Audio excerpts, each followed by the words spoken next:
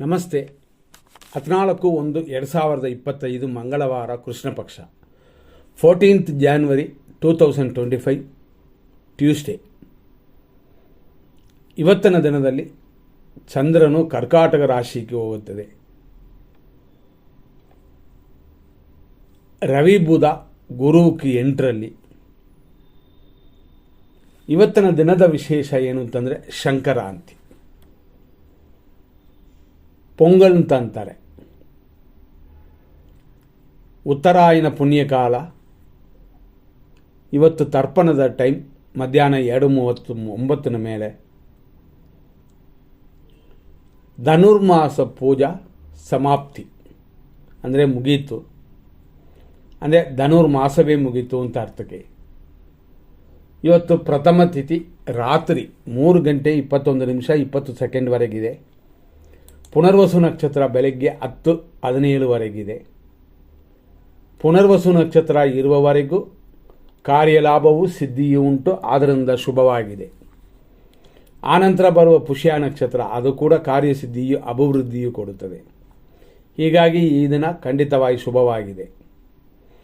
ಆದರೂ ಒಂದು ದಿನದಲ್ಲಿ ಬರುವ ಒಂದು ವಿಶೇಷಗಳನ್ನು ಶುಭ ದಿನವಾ ಇಲ್ಲವಾ ಅಂತ ತೀರ್ಮಾನ ಮಾಡೋಕ್ಕೆ ಸಂಕ್ರಾಂತಿ ಅನ್ನುವ ಸೂರ್ಯ ಸಂಕ್ರಮಣ, ಸೂರ್ಯನು ಒಂದು ರಾಶಿಗೆ ಪ್ರವೇಶವಾಗುವಂತನ ಸೂರ್ಯ ಸಂಕ್ರಮಣ ಅಂತೀವಿ. ಅದು ಇವತ್ತು ನಾಳೆ ಹೋಗುತ್ತದೆ. ಆದ್ದರಿಂದಾಗಿ ಅದರಲ್ಲಿ ಮುಹೂರ್ತ ಕಾರ್ಯಗಳಿಲ್ಲ. ಇವತ್ತಿನ ದಿನ ಪ್ರಕಾರ ಮತ್ತಷ್ಟು ವಿಶೇಷಗಳು ಹಂಗೆ ಅಂತಂದರೆ ಬಾಳವ ಕರಣವಿದೆ. ನಕ್ಷತ್ರದಲ್ಲಿ ಮೊದಲನೇ ನಕ್ಷತ್ರ ದೇವಗಣ ಪುನರ್ವಸು, ಎರಡನೇ ನಕ್ಷತ್ರವು ದೇವಗಣ ಪುಷ್ಯ. ಚಂದ್ರನು ಕರ್ಕಾಟಕ ರಾಶಿಯಲ್ಲಿದೆ. ಬೆಳಗ್ಗೆ 6:46 10:17 ಪುನರ್ವಸು ನಕ್ಷತ್ರ, ಇದು 4ನೇ ಪಾದ ಕರ್ಕಾಟಕ ರಾಶಿ. 10:17 ಸಂಜೆ 4:16 ಪುಷ್ಯ ನಕ್ಷತ್ರ 1ನೇ ಪಾದ. ಆನಂತರ ರಾತ್ರಿ 10:18 ಪುಷ್ಯ ನಕ್ಷತ್ರ, ಇದು 2ನೇ ಪಾದ. ರಾತ್ರಿ 10:18 ಮೇಲೆ ಬೆಳಗಿನ ಜಾವ 4:22 ಪುಷ್ಯ ನಕ್ಷತ್ರದ 3ನೇ ಪಾದವಿದೆ. ಬೆಳಗಿನ ಜಾವ 4:22 ಮೇಲೆ ಪುಷ್ಯ ನಕ್ಷತ್ರದ 4ನೇ ಪಾದ. ಇದು ನಾಳೆಯೂ ಇದೆ. ನಾಳೆ ಅಂತಂದರೆ 15ನೇ ತಾರೀಕು ಬುಧವಾರ ದಿನ. ನಾಳೆ ಪುಷ್ಯ ನಕ್ಷತ್ರ ಬೆಳಗ್ಗೆ 10:28 ನಾಳೆ ಶುಭವಾಗಿದೆ ಆ ನಕ್ಷತ್ರ ಇರುವವರೆಗೂ. ನಾವು ಮತ್ತೆ ಇವತ್ತಿನ ವಿಷಯಕ್ಕೆ ಬರೋಣ. ಇವತ್ತಿನ ದಿನದಲ್ಲಿ ಒಳ್ಳೆಯ ಕಾರ್ಯಗಳು, ಶುಭ ಕಾರ್ಯಗಳು ಇದನ್ನೆಲ್ಲ ಮಾಡೋಕ್ಕೆ ಇನ್ನು ಸ್ವಲ್ಪ ತಡೆಯೋಣ. ಆನಂತರ ಶುಭವೂ ಬಂದು ಸೇರುತ್ತದೆ. 100% ಕೆಟ್ಟೋದು, 100% ಒಳ್ಳೆಯದನ್ನು ವಿಷಯಕ್ಕೂ ಹೋಗೋಣ.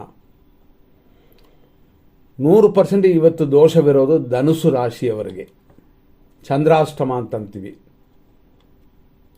ಅದು ಬಿಟ್ಟರೆ ಮಿಕ್ಕವರಿಗೆಲ್ಲ ಹೇಗಿದೆ ಅಂತ ಜನರಲ್ ಆಗಿ ನೋಡೋಣ. ಇದು 100% ಕರೆಕ್ಟ್ ಆಗಿದೆ. 8:42 10:17 ಮೃತ್ಯು ಪಂಚಕ. ಹಂಗಾಗಿ ಮರಣ ಕಾಲ ಅಂತ ಹೆಸರು. ಪ್ರಯಾಣಗಳಲ್ಲಿ, ಆಪರೇಷನ್ ಮಾಡಿಸ್ಕೊಳ್ಳೋದ್ರಲ್ಲಿ ಎಲ್ಲದರಲ್ಲೂ ಎಚ್ಚರ. ಇನ್ನು ಮೃತ್ಯು ಮುಗಿದಿಲ್ಲ. ಅಷ್ಟರಲ್ಲೇ 9:03 9:49 ದುರ್ಮುಹೂರ್ತವೂ ಇದೆ. ಆದ್ದರಿಂದಾಗಿ ದುರ್ಮುಹೂರ್ತ ಕಾಲಗಳಲ್ಲಿ ಮುಹೂರ್ತ ಕಾರ್ಯಗಳು, ಶುಭ ಕಾರ್ಯಗಳು, ಕೆಲವು ಪ್ರಯಾಣ ಕಾರ್ಯಗಳನ್ನು ಮುಂದಿಡಬೇಕಾಗ್ತದೆ. ಇನ್ನು ದುರ್ಮುಹೂರ್ತ ಅಲ್ಲಿ ಮುಗಿದೇ ಇಲ್ಲ. ಅಷ್ಟರಲ್ಲಿ ನೋಡಿದ್ರೆ 9:37 11:03 ಯಮಕಂಡ ಕಾಲವಿದೆ.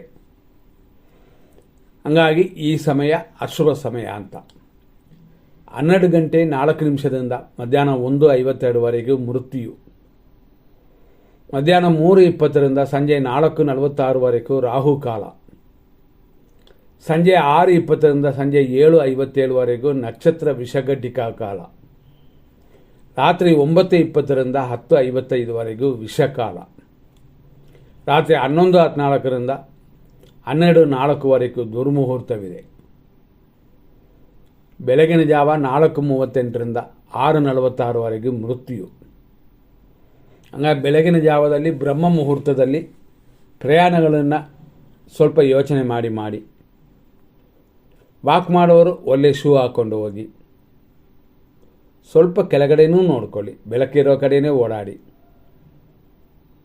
ಇವತ್ತು ಶುಭ ಸಮಯ ಅಂದರೆ 100% ಒಳ್ಳೆಯ ಟೈಮು ಅಂತಂದರೆ 6:46ರಿಂದ 8:40, 11:05ರಿಂದ 12:02, ಮಧ್ಯಾಹ್ನ 1:54ರಿಂದ 3:18, ಸಂಜೆ 4:48ರಿಂದ 6:18, ಸಂಜೆ 7:59ರಿಂದ ರಾತ್ರಿ 9:18, ರಾತ್ರಿ 10:57ರಿಂದ 11:12, ಅದೇ ಥರ ರಾತ್ರಿ 12:06ರಿಂದ 4:36 ಚೆನ್ನಾಗಿರುತ್ತದೆ.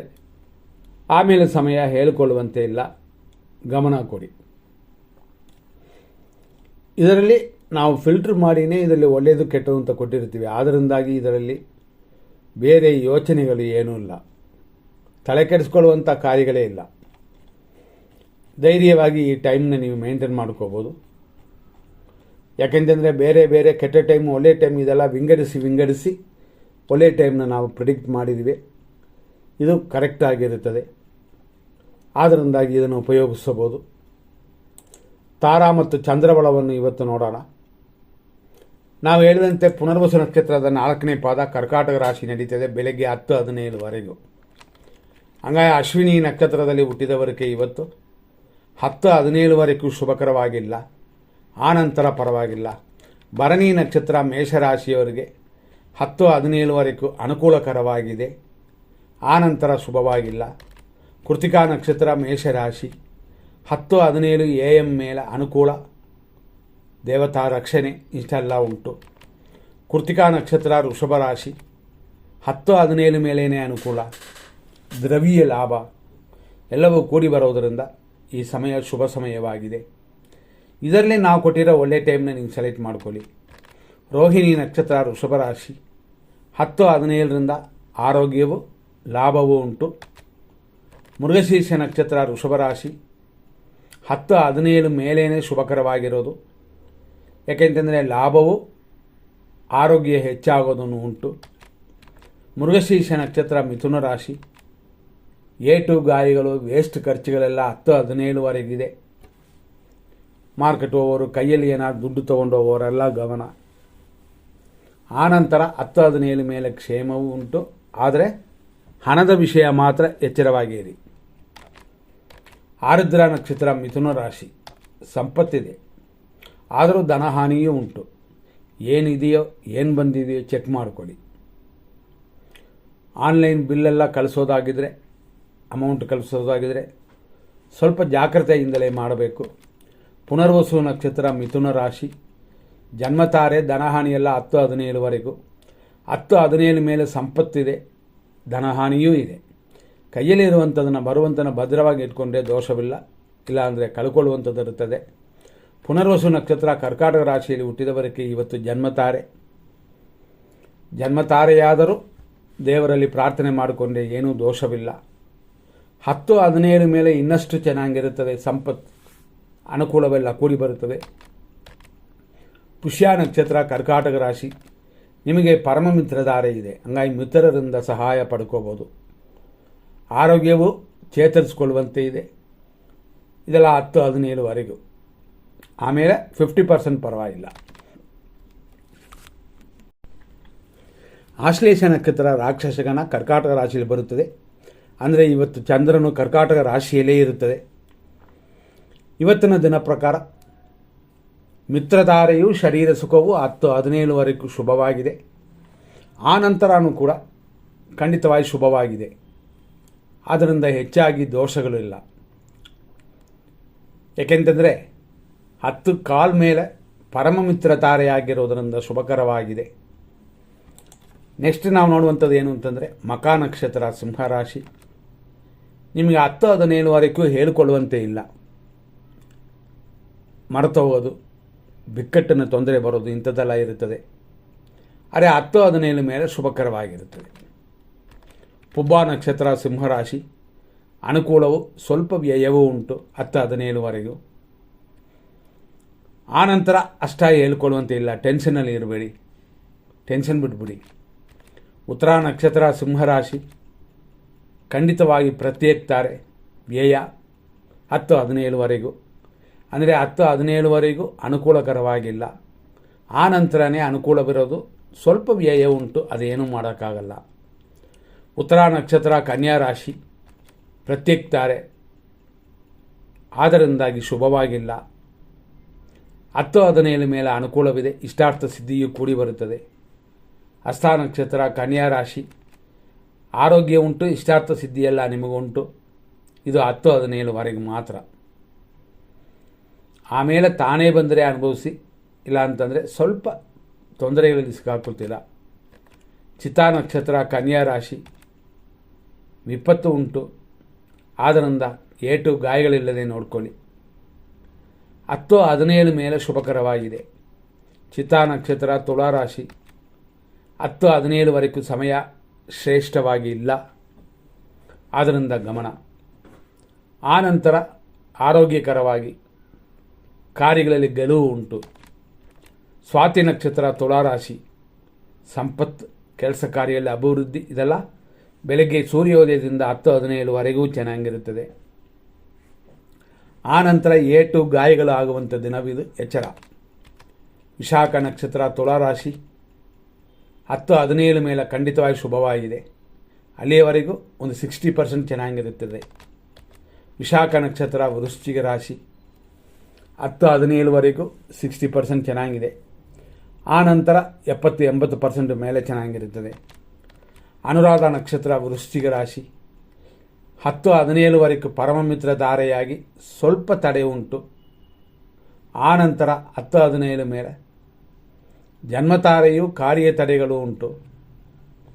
ಆದ್ದರಿಂದ ನಕ್ಷತ್ರ ಶಾಂತಿ ಮಾಡಿಕೊಳ್ಳಿ.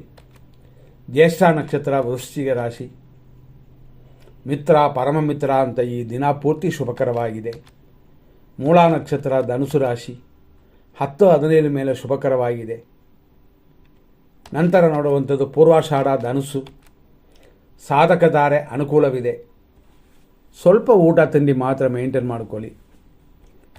ನಂತರ ನೋಡುವಂಥ ಉತ್ತರಾಷಾಢ ಧನುಸು ಪ್ರತ್ಯೇಕ್ತಾರೆ, ರೋಗ ವೃದ್ಧಿಯೆಲ್ಲ ಉಂಟು. 10-17ವರೆಗೂ ಈ ರೀತಿಯಲ್ಲಿದೆ. 10-17 ಮೇಲೆ ಅನುಕೂಲವು, ಸ್ವಲ್ಪ ರೋಗ ವೃದ್ಧಿ ಇರುತ್ತದೆ. ಆದರೂ ಊಟದಲ್ಲಿ ಅಥವಾ ದಿನನಿತ್ಯ ತಗೊಳ್ಳುವ ಮಾತ್ರೆಯಿಂದ ಮೇಂಟೈನ್ ಮಾಡಿಕೊಳ್ಳಿ. ಉತ್ತರಾಷಾಢ ನಕ್ಷತ್ರ ಮಕರ ರಾಶಿ 10-17 ಮೇಲೆ ಅನುಕೂಲ ಉಂಟು, ಸುಖವೂ ಇರುತ್ತದೆ.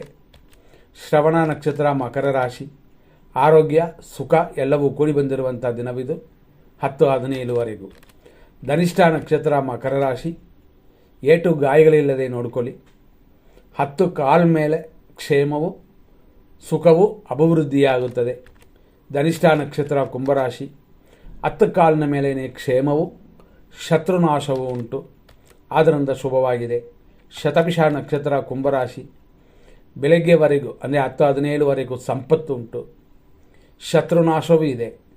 ಆದ್ದರಿಂದ 10-17ವರೆಗೂ ಶುಭಕರವಾಗಿದೆ. ಆ ನಂತರ ಖಂಡಿತವಾಗಿ ಗಮನ ಕೊಡಬೇಕಾಗಿರುವ ದಿನವಿದು. ಪೂರ್ವ ಭಾದ್ರಪದ ನಕ್ಷತ್ರ ಕುಂಭರಾಶಿ ಜನ್ಮತಾರೆ ಶತ್ರುನಾಶ ಎರಡೂ ಕೂಡಿ ಬರುತ್ತದೆ.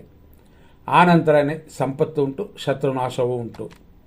ಪೂರ್ವ ಭಾದ್ರಪದ ನಕ್ಷತ್ರ ಮೀನರಾಶಿ ಖಂಡಿತವಾಗಿ 10-17 ಮೇಲೆ ಶುಭವಾಗಿದೆ. ಅಲ್ಲಿಯವರೆಗೂ ಪಕ್ಷಿ ಪ್ರಾಣಿಗಳಿಗೆ ಏನಾದ್ರು ಮೇವಾಕಿ, ಕೈಲಾಗದವರಿಗೆ ಸಹಾಯ ಮಾಡಿ. ಉತ್ತರ ಭಾದ್ರಪದ ನಕ್ಷತ್ರ ಮೀನರಾಶಿ ಮಧ್ಯಾಹ್ನದವರೆಗೂ ಪರಮಮಿತ್ರ ಧಾರೆಯಾಗಿ ಸ್ವಲ್ಪ ವಿಘ್ನಗಳು ಉಂಟು. ರೇವತಿ ನಕ್ಷತ್ರ ಮೀನರಾಶಿ ಮಿತ್ರಧಾರೆ ಪರಮಮಿತ್ರಧಾರೆ ದಿನಪೂರ್ತಿ ಶುಭವಾಗಿದೆ. ಇಷ್ಟೆಲ್ಲ ನೋಡಿಕೊಂಡು ನಿಮ್ಮ ಕಾರ್ಯಗಳನ್ನು ಮಾಡಿ. ಖಂಡಿತವಾಗಿ ಸಂಕ್ರಾಂತಿಯ ಶುಭಾಶಯಗಳು. ಈ ದಿನ ಶುಭಕರವಾಗಿರೋದಕ್ಕೆ ನೀವು ಸ್ವಲ್ಪ ಎಫರ್ಟ್ ಆಗಬೇಕು. ಖಂಡಿತವಾಗಿ ಅನುಕೂಲವಿರುತ್ತದೆ. ನಾವು ಹೇಳುವ ಈ ಭವಿಷ್ಯದಲ್ಲಿ ಕೆಟ್ಟ ಟೈಮ್ ಸಪ್ರೇಟೇ ಕೊಟ್ಟಿದ್ವಿ, ಆದ್ದರಿಂದ ಮೇಂಟೈನ್ ಮಾಡೋಕ್ಕೆ ನಿಮಗೆ ಈಸಿ ಆಗುತ್ತದೆ. ಮೇಂಟೈನ್ ಮಾಡಿಕೊಳ್ಳಿ. ಧನ್ಯವಾದಗಳು.